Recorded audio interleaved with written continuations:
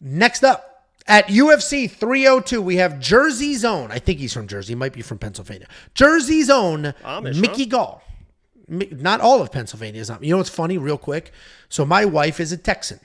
She didn't didn't do a ton of traveling. And unless you're from the Northeast-ish, you don't really encounter too many Amish people.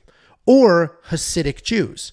Hasidic Jews look similar to Amish. They've got curls, like they look very, very similar, but one is Jewish, one is Amish.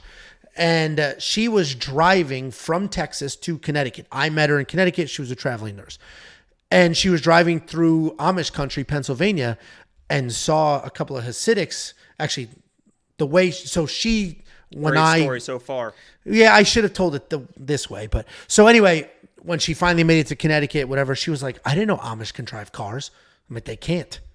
She was like, I saw a couple of them driving on the way here. I was like, those weren't Amish people. She's like, they had the curls. So it was just so funny to see that. A lot of the Amish these days are using power tools and stuff. Are they really? Oh yeah, there's definitely different levels. I've never seen Amish furniture is real. Amish furniture is fucking nice.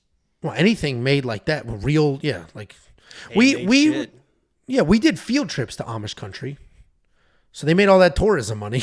So it was just a bunch of kids asking stupid questions while they rode a horse. We went to Connor Prairie. What is that? What is that? Come on, Indiana people, you know what it is. There are no Indiana people in this chat. That's your a neighbor flyover lives state. Right next to it. Our school is right next to it. That is wild. And you guys, if you've been watching for a while, you heard the story. But in summary, Jacob was over for UFC 3-something. What the fuck? We went to Connor Prairie. I hope you're churning butter. Yeah. It's like they do like reenactments and stuff. So there'd be an old lady in there just... Well, Jacob was at my house for UFC 299, as was a neighbor. And the neighbor's like, oh, you're from Indiana? And Jacob's like, yeah. And he's like, well, I lived in Indiana for a little while. And Jacob's like, and then he goes, where are you from? Jacob's like, Fishers. He's like, oh, I lived in Fishers. And then all of a sudden, they just said some random elementary school kid's name, and they both knew it. And then a week later, or like a couple days later, my neighbor goes to his parents' house, digs up his first grade yearbook, and him and Jacob were in the same class. And this was they know each other through me, and I only know him because I'm his neighbor. It's actually crazy that that's how that happened. It was quite bizarre. But anyway, let's go ahead and break down this fight. We got Mickey Gall taking on Bassil Hafez. Mickey Gall 7-5 in his career. He is 2-3 in his last 5. He is coming back after 2 full years away. He's taking on Bassil Hafez, 8-4 in his career, 3-2 in his last 5. He's coming off that short notice UFC debut loss to Jack Della Maddalena. Mickey Gall has been gone for 2 years. And when I first broke down this fight, I said he was cut. And then people corrected me and said he wasn't cut. He had to get surgery. The reality is literally both of those things happened. He wasn't cut, but they did not renew his contract. They said, your contract's expired. We're not going to re-sign you. Then he got some surgeries.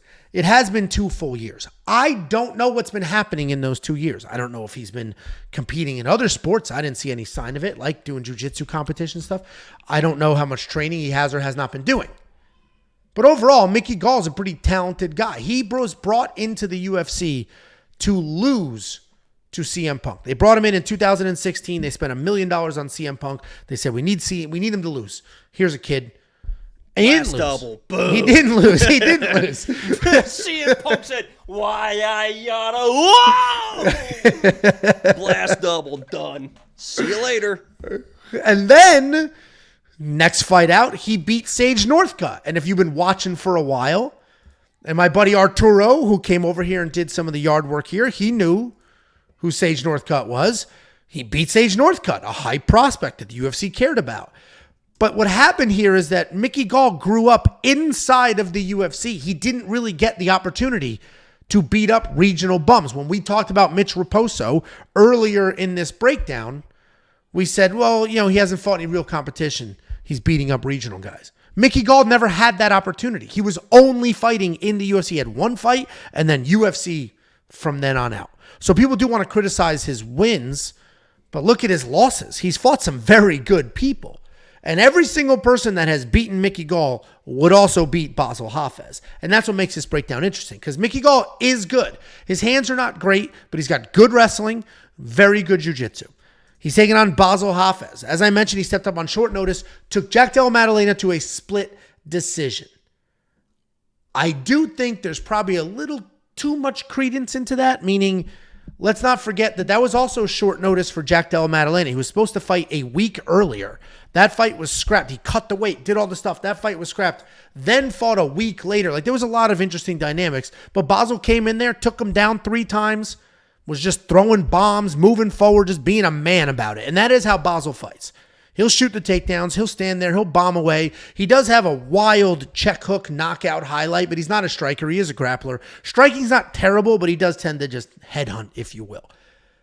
Listen, I got to be on the Bassil side. He is going to be the pick. I think it's very unfortunate for Mickey Gall that he grew up in the UFC, because I do think he is talented, and if he was able to have the normal path and like gradually increase your level of competition, I think he could have a very different career here. But to be thrown into the fire in your second fight ever, I do think it probably hurt him a little bit. I think Bassil Hafez wins this fight, but Mickey Gall's good, and he can wrestle, and he can grapple, and it's not crazy if he starts shooting first and Bassil's getting a little tired, slowing down, because he's defending takedowns. What do you think, Jakey boy? Just real quick, you said that everyone that beats Mickey would also beat Bassil, so I just want to run through the names here real quick. Okay, some of these names are good, though. Randy Brown. Okay, good. Randy Brown's good. Okay, that would probably be a decent fight, right? Okay. And we'll talk about Randy Brown later. Diego Sanchez. Okay, years ago, Diego Sanchez. Ultimate Fighter winner, Diego Sanchez. 3 or 4 years ago, Diego. UFC Hall of Famer, Diego Sanchez. Mike Perry. Okay, BKFC legend, Mike Perry. So far, looking pretty good for me. Alex Morono. Okay, the second biggest favorite on this card, Alex Morono, looking pretty good for me. And then that fucking quitter, Mike Malott. Mike Malott's pretty good too. Outside of the quit fight, Mike Malott, that was like handsome versus handsome in that fight. Damn. And I just want to bring up something real quick. First of all, where's this? I got a little bit sidetracked here. I did notice on Bassil, great body on Bassil. I was noticing the tattoos as well. And if you just take is he a cancer survivor? Is that what that is? Quick look here. Me and him, and sorry about the, sorry about the body there, but we kind of have the same tattoo, little cancer ribbon, so I support that for Bassil. Wait, did you have that cancer tattoo before your skin cancer? Yeah. It's a. Why'd you have it? Well, Angelo, I've had a lot of cancer deaths in my family. I've lost multiple grandparents to cancer. This is actually a cancer ribbon to support all cancers. And if you notice the orange tips there, sorry about that nipple. Yeah, but the orange tips there, the orange are for my grandfather. He died of pancreatic cancer, which is purple. But it was very well known his favorite color in the world was orange, so I got the tips orange for my grandfather, who was like a father to me, and fucking miss him every day, man. It's been about almost 20 years now, so. It's a long time. My grandparents didn't speak English, so we weren't that close. Muito bom! I can break down this fucking fight. Listen, Mickey Gall, he is what he is, right? He's supposed to be known as this dynamic grappler, and maybe he's able to find something in this fight. I want to bring up another picture. It's picture day today, if I can find this one real quick. I had this one up originally, and then I fucking. This is like Scary Movie where he's like, "Is it this one? How about this one?" And it's just him. No, so everyone's talking about the because I think on the feet in the stand up. You know, Bassil isn't the most dynamic striker, but the way that Mickey strikes, he's a pressure striker, and I believe he's going to be in the face of Bassil. But with that pressure, there is no defensive striking at all. And maybe he's cleaned that up, and I pray to God that he has, because Bassil, you saw against JDM, if he's proved anything against JDM, he is a tough son of a bitch, because he just at some point, he just dropped his hands and was just letting JDM, who is one of the most powerful, dynamic future, the title defenses that JDM is going to have in this division is going to be astronomical. He's going to be the champ. He's going to smoke Shavkat. He's going to beat everyone. Have 15, 20 title defenses. Go down as the best 170er of all time. Bassil dropped his hands against the fence. Was just eating shot to return shots. He could do that against Mickey Gall. He's probably going to drop Mickey Gall. My recommendation for Bassil in this fight is don't even use your wrestling. Just wait until he walks into a shot, and you can probably drop this guy. You saw how chinny he can be against Mike Malott. It wasn't a big shot. It was a nicely timed shot by Mike Malott, but it wasn't a big shot. And then everyone's going to talk about the wrestling, the grappling. Maybe he can get in trouble. And I have loaded up on Bassil Hafez this week. I did hedge it a little bit with Mickey Gall by sub. I think that's the only way he's going to win. But Bassil this week or last week brought up a fact. Hey, guys, I know everyone's talking about the grappling of Mickey Gall. Me and him grappled together in a tournament. And guess what? Bassil won. So they have actually grappled together in a tournament. I didn't know that. And Bassil posted this picture. It was like, guys, we've grappled. I won. I'm going to make it 2-0. So he doesn't seem really concerned. You even saw JDM. JDM was an idiot in that fight. Tried to pull a couple guillotines. That's why that fight was close. But those guillotines are pretty good guillotines.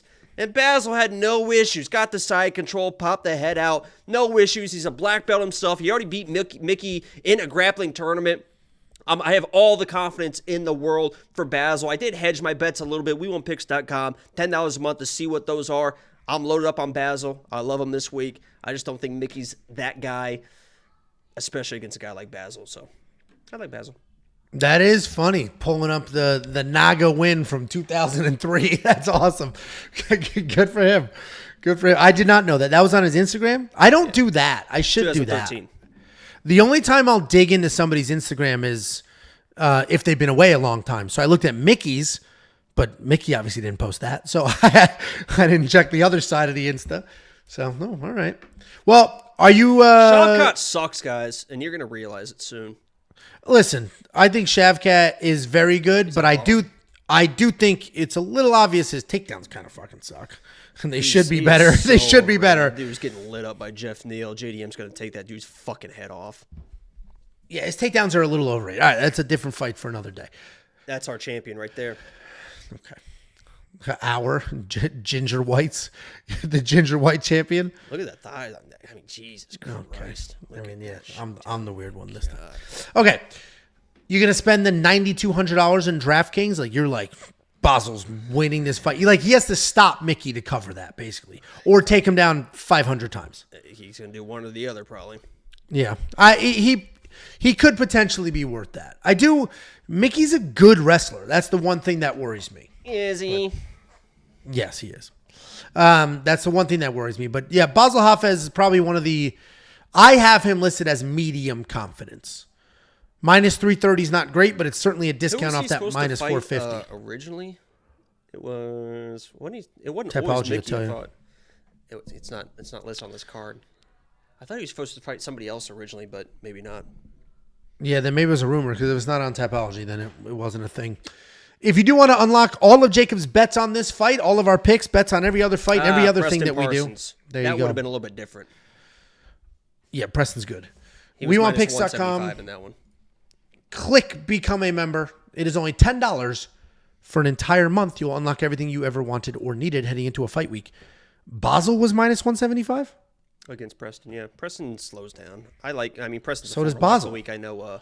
I guess it was short notice, but Bassil trains at elevation. He's gonna be good to go full camp. This dude's gonna be locked and loaded, baby.